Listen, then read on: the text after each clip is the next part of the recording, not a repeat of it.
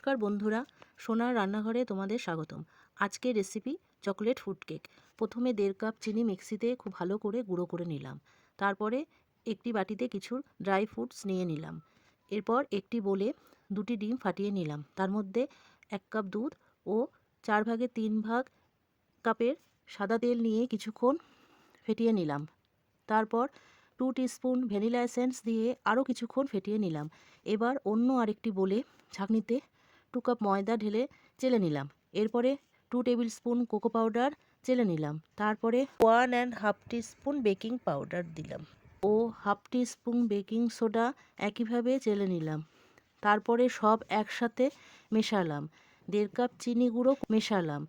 এবার এর মধ্যে আগে থেকে ফেটিয়ে রাখা তরল মিশ্রণটি দিয়ে অনেকক্ষণ মেশালাম, যতক্ষণ না একটা স্মুথ ব্যাটারে পরিণত হচ্ছে। এবার কিছু ড্রাই ফ্রুট মেশালাম। একটি কেক টিনে তেল ব্রাশ করে তারপরে একটি বাটার পেপার দিলাম। এবার কেকের ব্যাটার দিয়ে একটু ট্যাপ করে ওপরে ড্রাই ফ্রুটস দিয়ে দিলাম।